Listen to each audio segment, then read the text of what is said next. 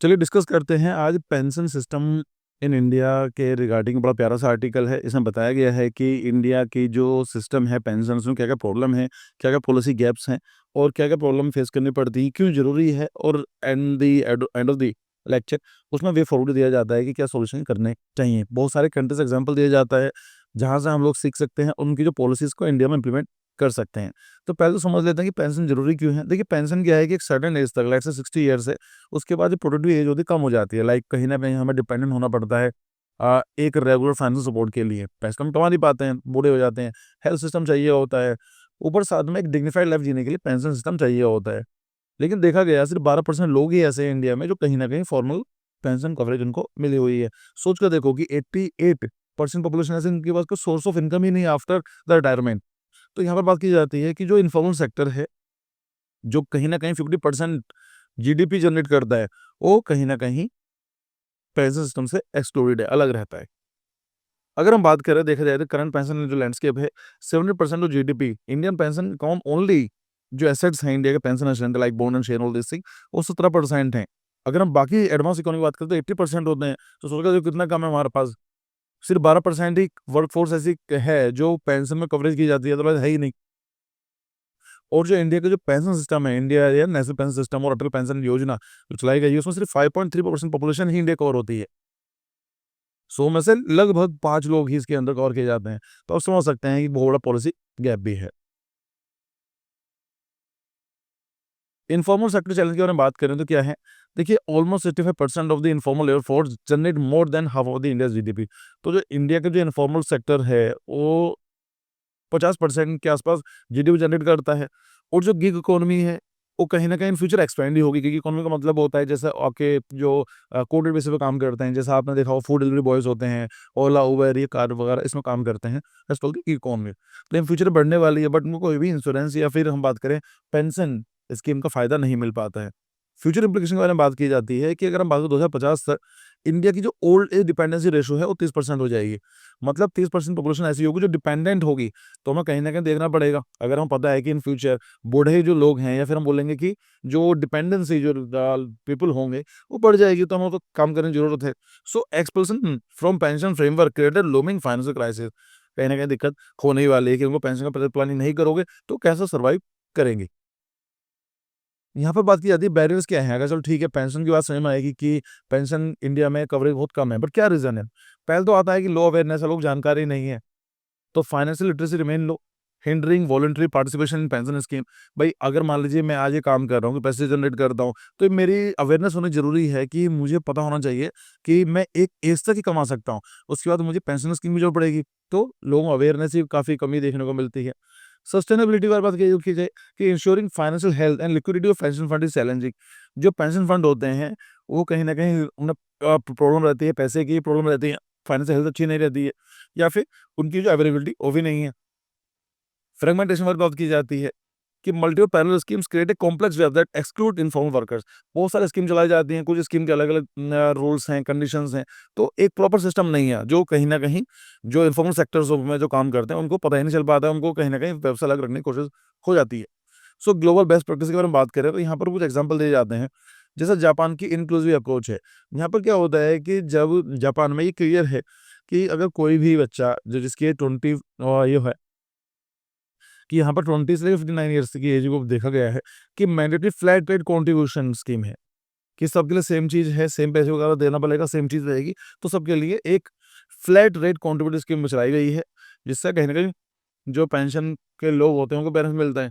सो cover self employment, इसमें self employment हो गए, फार्मर्स हो गए, पब्लिक हो गए, प्राइवेट एम्प्लॉइज़ हो गए या फिर डिपेंडेंट, सबके लिए सेम चीज़ है।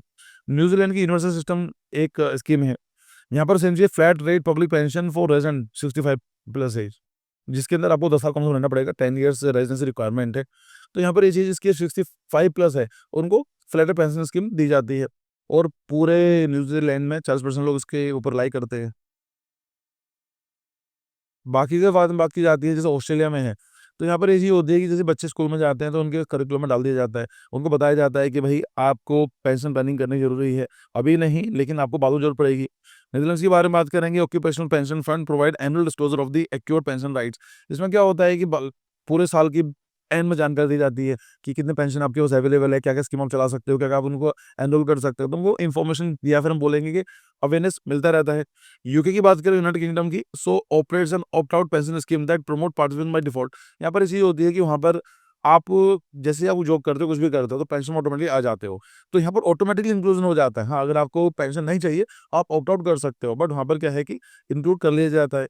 नाइजीरिया के अंदर क्या देखने को मिला है कि यहाँ पर डिजिटल पेंशन इंफ्रास्ट्रक्चर देखने को मिला है कि इन्होंने इंफ्रास्ट्रक्चर डिजिटल इतना अच्छा कर दिया है कि सभी लोगों के लिए अप्रोचेबल हो गया है और इंक्लूसिव हो गया है। तो यहाँ की जो प्रैक्टिसेस हैं, उनको इंडिया में यूज़ किया जा सकता है।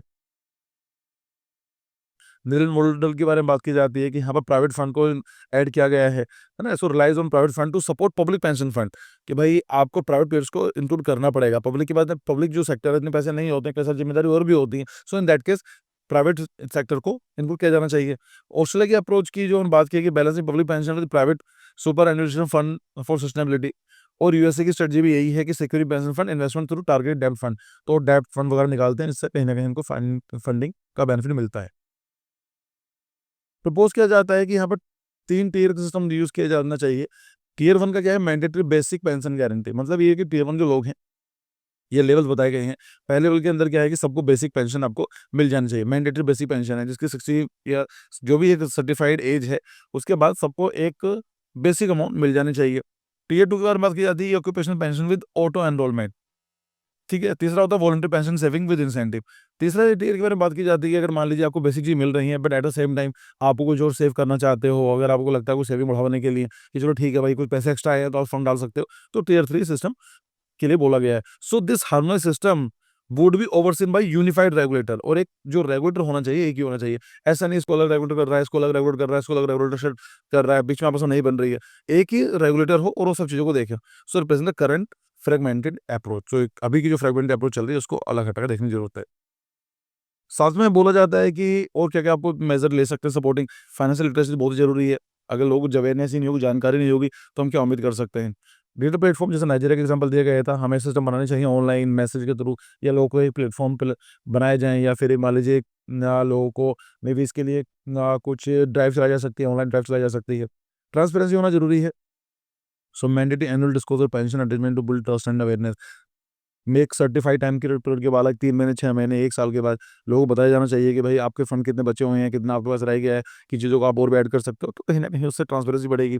रेगुलेशन के लिए भी वो चीज़ आती है कि robust investigation oversight to monitor fund performance and ensure liquidity, कि भाई ये सब चीज़ें हैं, देखना चाहिए। किसी को पैसे चाहिए तो उसको पैसे मिल जाएँ। ऐसा ना हो कि अभी रेगुलेटरी में बताया गया है कि नहीं कुछ दिन बाद मिलेंगे, या फिर कहीं न कहीं लिक्विडिटी के अंदर इश्यू नहीं आना चाहिए। फास्ट फॉरवर्ड की बात की जाती है कि देखो डेमोग्राफी शिफ्ट है। अभी हम लोग डेमोग्राफी डिविडेंड को बेनिफिट उठा रहे हैं, बट ये भी कन्फर्म है कि 20, 30, 40 साल के बाद हमें कहीं न कहीं इसका जो डिपेंडेंसी रेशियो बढ़ेगी, तो हमें इसे सोचना पड़ेगा। So India is undergoing significant demographic changes that make pension reform urgent. तो आज ही हमको सोचने की ज़रूरत है। अगर हम आज नहीं करेंगे, तो 30 साल बाद थोड़ी ना प्लान करेंगे। आज हम प्लान करेंगे, 30 साल के लोग इन्वेस्टमेंट करेंगे, उसके बाद उन लोगों को बेनिफिट मिलेगा। यूनिवर्सल कवरेज के बारे में बात की जाती है, minimum pension guarantee for everyone including farmer worker relationship, कि भाई कोई ज़रूरी नहीं है कि सरकारी नौकरी पे या फॉर्मल सेक्टर में ही हो। अगर कोई इन्फॉर्मल सेक्टर में काम कर रहा है, तो बेसिक अमाउंट तो उसको मिल जाना ही चाहिए जब वो बूढ़ा होगा। पॉलिसी एक्शन की अगर बात की जाती है, policy action must act now to design a truly inclusive system for all Indians. तो भाई जो प्लान करने वाले हैं, जो हमारे लेजिस्लेचर है, या फिर जो हमारे जो प्लानर्स हैं, जो हमारे जो कोई स्कीम वगैरह बनाते हैं, उनको इस हिसाब से सोचना चाहिए कि हमें लॉन्ग टर्म वगैरह में बात करनी चाहिए। विज़न 2047 की बात की जाती है कि हमारा टारगेट ये है कि 2047 तक इंडिया को डेवलप्ड इकोनॉमी का एक स्टेटस चाहिए। तो भाई अगर ऐसा तो मिलेगा नहीं स्टेटस, तब तक हम उन चीज़ों के बारे में नहीं प्लान करेंगे। सो यहाँ पर इस पूरे आर्टिकल में यही बात की जाती है। आई होप कुछ सीखने को मिला होगा, और कुछ और भी सजेशंस हैं तो मुझे बताइएगा, and thank you for your time. Bye bye.